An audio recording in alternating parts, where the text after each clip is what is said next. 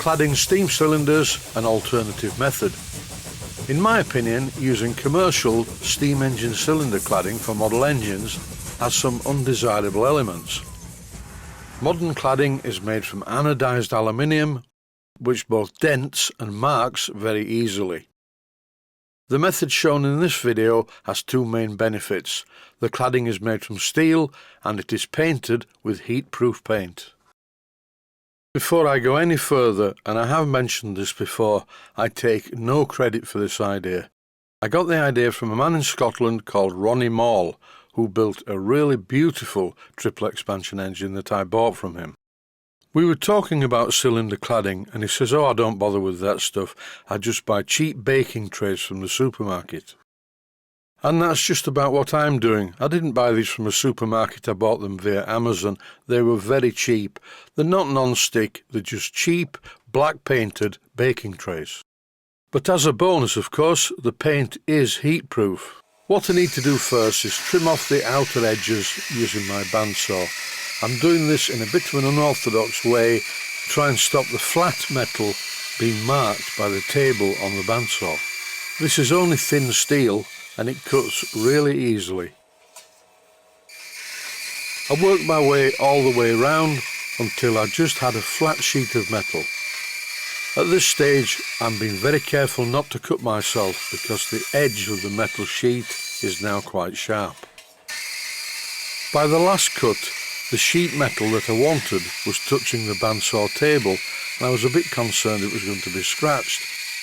But to my surprise, when I finished the cutting job and looked at the metal, it was perfectly fine. There is a bit of waste with this job. All the edges, I just put them in the bin. This is a wonderful little machine in my workshop that I don't use very often, but for this job I'm using it quite a lot.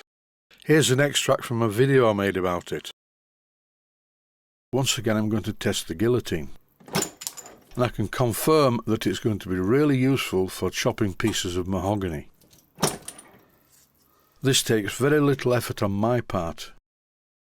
In order to apply more pressure, you simply extend the length of the arm. This is a piece of brass.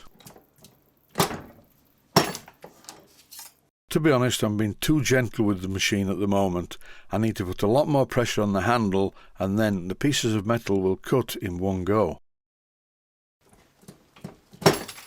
Just like an execution, it's better to bring the blade down in one blow rather than touch the metal and apply a lot of pressure. Using the metal folder part, I made this, and when I looked at it, I was really pleased. Without this machine, making parts that look like this would be difficult to do. And cutting things like this at an angle accurately was also very easy. So I'm going to have some fun with this machine. Not only will it speed up the process, it will allow me to make things that otherwise would have been difficult.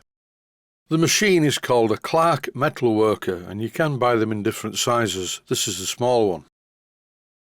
After cutting one edge of the piece of sheet as a datum, I continued until the piece was square. Doing it this way, I can easily get 3 strips of the right size from each baking tray. But when I examined another identical baking tray, I realised that I could have got a lot more cladding out of it if I'd have cut it across instead of lengthways. But never mind, I did buy plenty of these baking trays and I do have 5 left. I marked the width that I needed by using the original piece of cladding and scribing a line on the new stuff. A quick health and safety warning, I have removed the guard for this part of the job. I just found it easier to see the line against the blade when the guard wasn't in place, but you shouldn't do this. In this clip I'm marking the length of the pieces of cladding by using the original piece that had already cut to length. I ended up with 3 pieces that were the right length, so if I make a mistake I will have an extra piece. The next part of the job involves transferring the shape of the card template to the metal. First of all, I placed the card over the new piece of metal and lightly scribed the positions. These are the cutouts for the bottom part of the cladding where it fits around the mountings. After double checking the positions with a ruler, I cut them out using the bandsaw. Then I used a file to clean up the edges. The next part of the job involved drilling the holes for the exhaust manifold. Here's a piece of cladding loosely placed on the engine, and it looks right. It's not shiny like the other stuff. It has a satin paint finish. After screwing the manifold in place, I thought it was a good time to give the engine a bit of a run.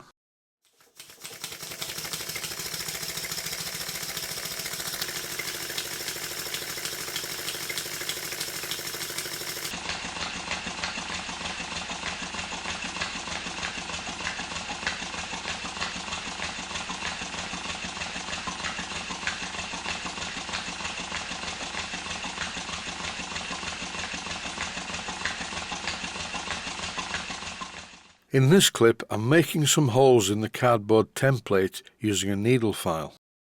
I need to drill some holes in this cladding, which in turn will need to be also drilled in the engine, as well as being threaded 7BA, so I can bolt the cladding to the engine using the small 7BA dome head bolts. The rest of this cladding sequence will become part of the Stuart Triple Rebuild series. I just wanted to make a special feature out of this job, just to show that there is a place in the world for cheap baking trays. That's it for this one. Stay safe, stay healthy. Thanks for watching, and I hope you found it useful. Please take the time to visit my Mainsteam Models website and click on the section of the website that says Video Playlists. And by doing that, you can find other videos that you may like to watch. And by using the playlists, you can actually watch the videos back to back.